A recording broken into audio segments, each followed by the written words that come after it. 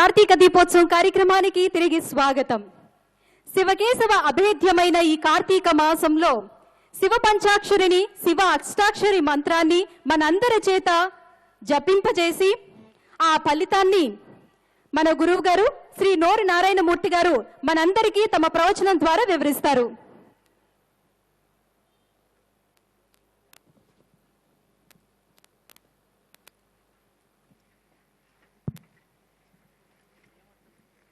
ఓం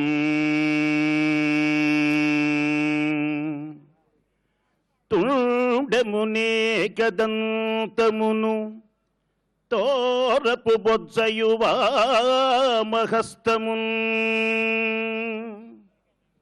తుండమునే కదంతమును తోరపు బొజ్జయువామహస్తమున్ మెండుగమ్రోయు గజ్జలును మెల్లని చూపుల మందహాసమున్ కొండొక గుజురూపమున కోరిన విద్యలకెల్ల వజ్జయుండెడి పార్వతీ తనయా ఓయి గణాధిప నీకు మృక్కెదన్ పార్వతీ తనయ ఓయి గణాధిప నీకు మృక్కెదన్ వందే శంభుముమాపతిం సురగురుం వందే జగత్కారణం వందే పన్నగభూషణం మృగధరం వందే పశూనాం పతిం వందే సూర్యశశాంకవన్హినయనం వందే ముకుందప్రియం వందే భక్తజనాశ్రయం చ వరదం వందే శివం శంకరం.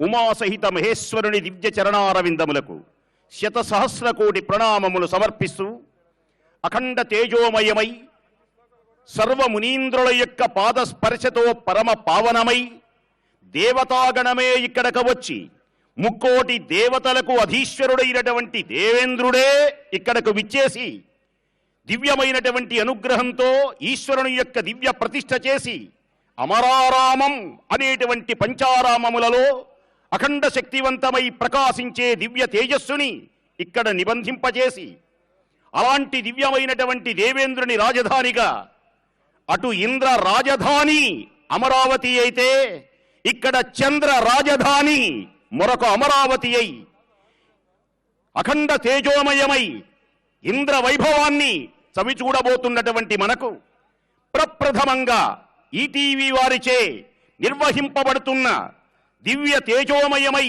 సకల పుణ్యప్రదమైనటువంటి కోటి దీపోత్సవం మనందరికీ ఆనందాన్ని కలిగించాలి.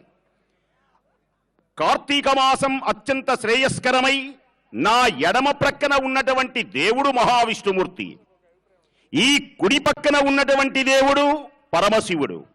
వీరిరువురకు ఇష్టమైనటువంటి మాసము ఏది అంటే కార్తీక మాసం. ధరసింహాసనమై విష్ణుమూర్తికి ధరసింహాసనమై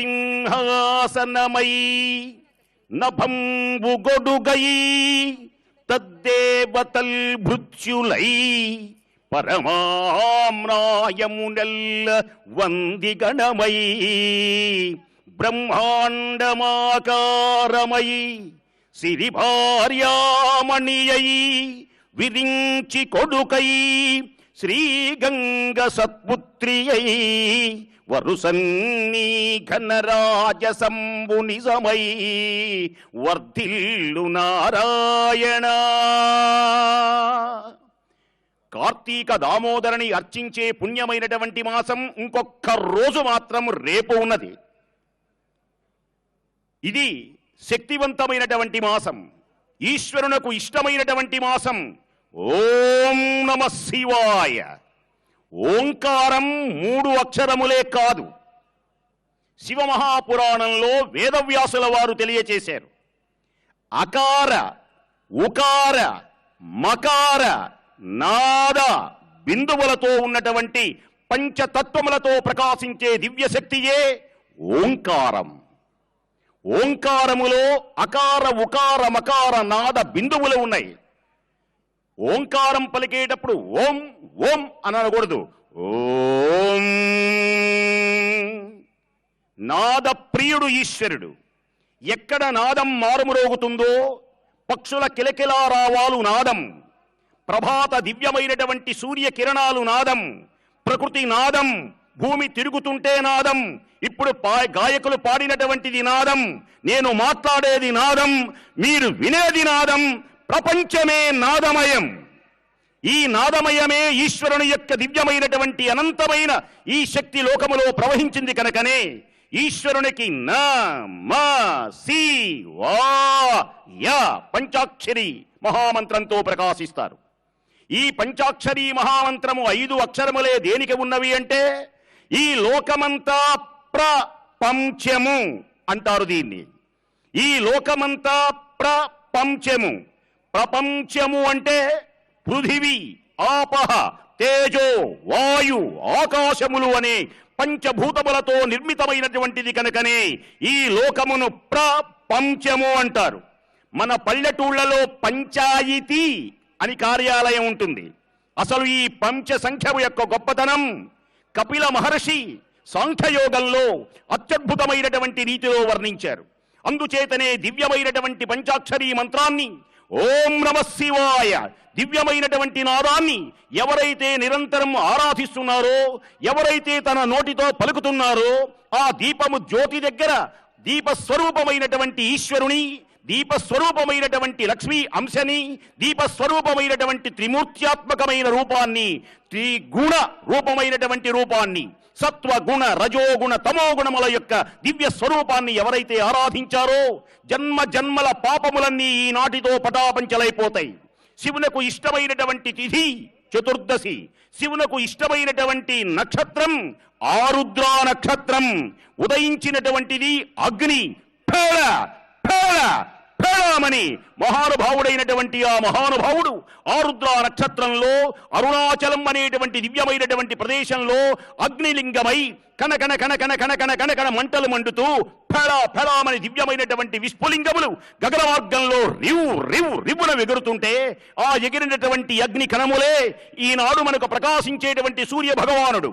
ఆ శివలింగములో నుంచి ఉద్భవించినటువంటి దివ్య నక్షత్రములే అఖండ తేజోమయమై కాంతివంతమై దీపమై మనకు వెలుగొందుతున్నది. ఇంత ఏల దివ్యమైనటువంటి మన హృదయంలో ఆత్మస్వరూపమై దేహము వేరు ఆత్మ వేరు, దేహభ్రాంతిని వీడి ఎవడైతే అఖండమైనటువంటి జ్ఞాన దృష్టితో అంతర్ముఖమైనటువంటి తన జ్యోతిని చూస్తున్నాడో అట్టి దివ్యమైనటువంటి జ్యోతియే శివజ్యోతి. అది ఏ శుభం. శివం అంటే శుభం, శివం అంటే మంగళం, శివం అంటే ఆనందం. అందుచేతనే మహానుభావుడు నా మా శివాయ పంచభూతములకు చిహ్నముగా పంచాక్షరిని బంధింపజేసుకున్నాడు. అంతేకాదు మన దేహములోనే 5 తత్వములతో ప్రకాశించేటువంటి శివస్వరూపం గోచరమవుతుంది.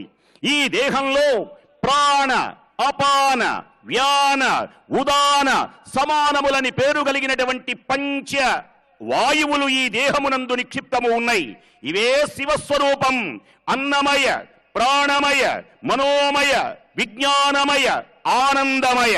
అన్నమయ, ప్రాణమయ, మనోమయ, విజ్ఞానమయ, ఆనంద కోశములతో పంచకోశాత్మకమైనటువంటి దివ్య దేహమునందు పంచ అక్షర సమేతుడై, పంచరూపములు కలిగినటువంటి వాడై, 5 ముఖములు కలిగినటువంటి వాడై, 5 కృత్యములు చేసేటువంటి మహానుభావుడు నిక్షిప్తము చేయబడి ఉన్నాడు.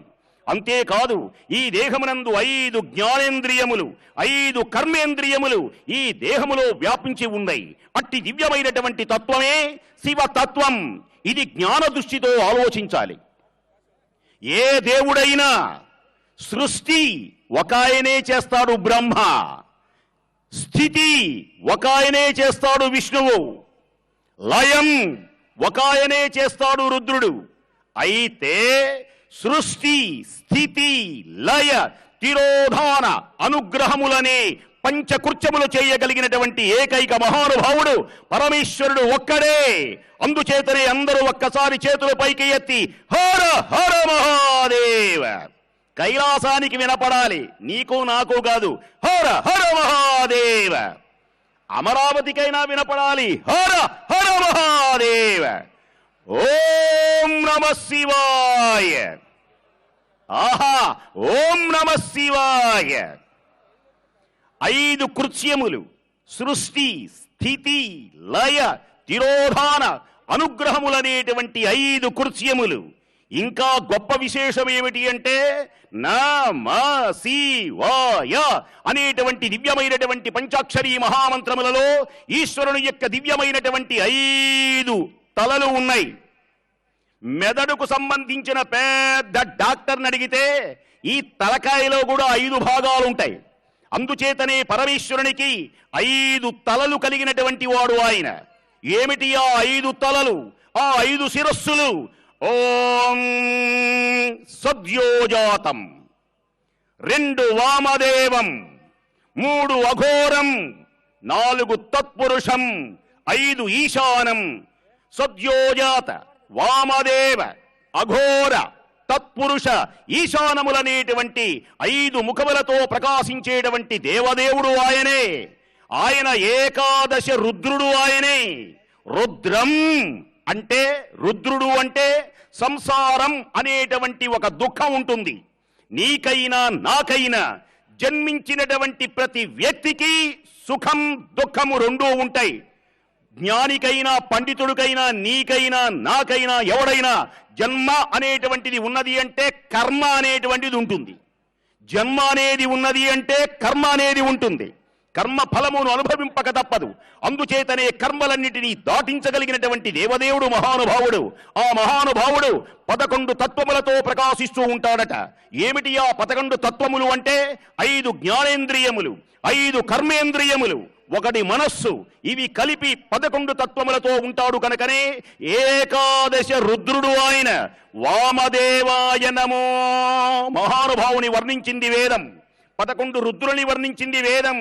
ఓం వామదేవాయ నమో, జ్యేష్ఠాయ నమ, శ్రేష్ఠాయ నమో, రుద్రాయ నమ, కాలాయ నమ, కల వికరణాయ నమో, బల వికరణాయ నమో, బలాయ నమో, బల ప్రమథనాయ నమ, సర్వభూత దమనాయ నమో, మనోన్మనాయ నమః. ఓం నమ శివాయ. 11 తత్వములతో ప్రకాశించేటువంటి మహానుభావుడై 5 జ్ఞానేంద్రియములే కాక జీవుడు, దేవుడు, సూర్యభగవానుని యొక్క దివ్యశక్తి మొత్తము కూడా ఈ భర్గునిలోనే నిక్షిప్తము చేయబడి ఉన్నది. అందుచేతనే ఈశ్వరుని యొక్క దివ్యమైనటువంటి తత్వం అష్టమూర్తులై మహానుభావుడు ప్రకాశిస్తాడు. అష్టమూర్తులతో కవికుల గురువైనటువంటి కాళిదాసు తన అభిజ్ఞాన శాకుంతలము అనేటువంటి నాటకమునందు మొట్టమొదటగా 8 లక్షణములతో ప్రకాశించే, అష్టమూర్తులతో ప్రకాశించే శంకరా, మహానుభావా, నా దివ్యమైనటువంటి నీ దివ్య రూపాన్ని నాకు చూపించు. హే శంకరా, నా పాపములన్నీ హరింపచేయి. హే శంకరా, తల్లి గర్భంలో దాగి ఉన్నప్పుడు తెలియక పొరపాట్లు జరిగినాయి. పుట్టిన తరువాత బాల్యంలో అజ్ఞానుడనై ప్రవర్తించాను. యవ్వనంలో మదం కలిగి మదముతో అహంకారంతో నా ఇష్టమని ప్రక్కనే ఉన్నటువంటి పూలను కూడా నీకు సమర్పించలేకపోయినారు. వృద్ధాప్యంలో మంచానబడి దిక్కులేక విలవెల కొట్టుకుంటున్నటువంటి నాకు ఇక దిక్కే నీవు. నా అపరాధములను క్షమించు స్వామి. నీ దివ్యమైనటువంటి పూజను చేయించని ఈ దివ్యమైనటువంటి కార్తీక మహోత్సవ సమయంలో, కోటి దీపోత్సవ సమయంలో ఒక్క దీపాన్నైనా వెలిగించని, దీపాన్ని చూసినా పుణ్యమే, దీపాన్ని చేసినా పుణ్యమే, దీపంలో నూనె పోసినా పుణ్యమే, దీపం దీపం దీపం అన్నా పుణ్యమే, శివ శివ శివ అన్నా పుణ్యమే, మీరు ప్యాంట్ వేసుకొని శివ అన్నా పుణ్యమే, ఎలా ఉన్నా పుణ్యమే, నడుస్తున్నా శివ శివ అన్నా పుణ్యమే. ఆ దివ్యమైనటువంటి 8 మూర్తులతో ప్రకాశించేటువంటి స్వామి యా సృష్టి సృష్టురాజ్య వహతి విధిహుతం యాహ విర్యాచ హోత్రి ఏ ద్వే కాలం విధత్త అద్భుతమైనటువంటి పద్యం కాళిదాసు గారు రచించినటువంటి దివ్యమైనటువంటి శ్లోకం. యా సృష్టి సృష్టురాద్యావహతి విధిహుతం యాహవిర్యాచహోత్రీ ఏ ద్వే కాలం విధత్త శృతి విషయగుణ యా స్థితా వ్యాప్య విశ్వం యా మాహు ప్రకృతిభిః అష్టాభిః తాభిః ఈశ్వరః. 8 మూర్తులతో ప్రకాశించే భౌడవై, శర్వుడవై, పశుపతివై, రుద్రుడవై, ఉగ్రుడవై, భీముడవై అనేకమైనటువంటి రూపములతో ఆరారభూతమైనటువంటి శక్తివంతుడైనటువంటి మహానుభావునికి నమస్కారం. వాగర్ధావివ సంపృక్తౌ వాగర్ధ ప్రతిపత్తయే జగత పితరౌ వందే పార్వతీ పరమేశ్వరౌ. అట్టి దివ్యమైనటువంటి ఈశ్వరుని యొక్క దివ్యశక్తితో ప్రకాశించే దివ్యమైనటువంటి మాసం, బిల్వదళముతో అర్చించేటువంటి మాసం. ఇలాంటి మాసమునందు కోటి దీపోత్సవం, ఈ దివ్యమైనటువంటి వైభవం, నూతనంగా ప్రకాశించే నవ్యాంధ్ర కరతాళ ధ్వనులు చేయండి. దేదీప్యమానమై ఇంద్ర వైభవంతో చంద్ర వైభవంతో ప్రకాశించి మన కష్టములన్నీ పోయి పాడి పంటలతో సస్యశ్యామలమై ప్రకాశించాలి అని మనం ఆశిద్దాం. త్రిలింగములలో గొప్పదైనటువంటి దివ్యమైనటువంటి క్షేత్రంగా ప్రకాశించి ఆనందించేటువంటి మీ అందరికీ ఈశ్వరుని కృపా కటాక్షములు కలగాలని మనసారా కోరుకుంటూ స్వస్తి.